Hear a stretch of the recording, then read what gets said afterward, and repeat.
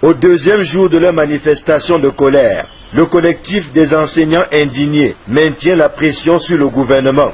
Après le ministre des Finances et son collègue des enseignements secondaires, c'était au tour du ministre de la fonction publique de voir ses locaux investis par les enseignants, ce qui l'a obligé à quitter son bureau pour affronter cette patate chaude.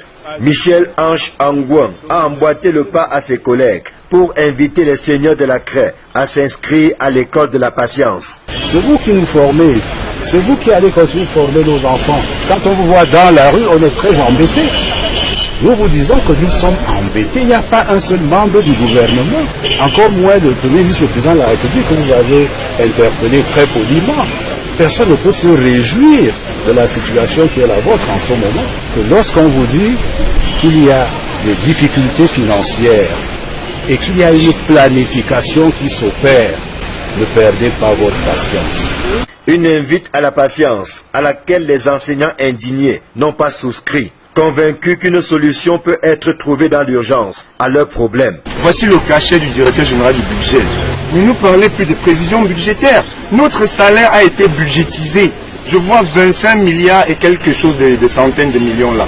Qu'est-ce qui explique que quelqu'un qui est prévu pour le budget de 2013, on le traverse en 2014, 2015, 2016 et en 2017 on lui dit bon écoute, vraiment les contraintes budgétaires ont fait ceci. Cela n'a pas de sens.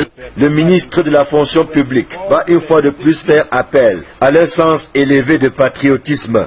Vous ne pouvez pas demander à votre père que je suis, membre d'un gouvernement, de vous dire dans quel délai, en même temps que vous nous invitez à nous concerter, votre problème trouvera une solution.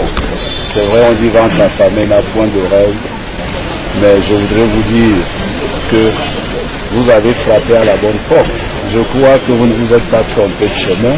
Laissez-nous le temps de travailler.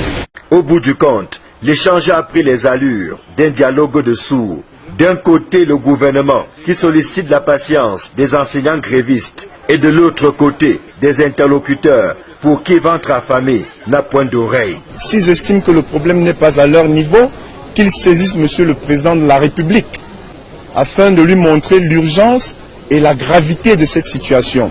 Mais imaginez le Cameroun qui paye des enseignants qui sont en grève au Tchad et que ses propres enseignants au Cameroun ne sont pas payés depuis 60, 50 mois, 40 mois. Ça, c'est le paradoxe du pays donateur. Alors, il est grand temps que l'enseignant qui alphabétise, qui forme, qui modèle la société devienne une priorité pour ce pays, une fois de plus. On peut donc le constater, on n'est véritablement pas sorti de l'auberge, malgré la discussion entre ces enseignants grévistes et le ministre de la fonction publique. Une réunion est prévue pour essayer de démêler les chevaux. Cette réunion sera-t-elle la bonne pour une sortie définitive de la crise? That's the question. Ici le ministère de la fonction publique. Joël Essengé, Marcelin Gansop, Equinox Télévision.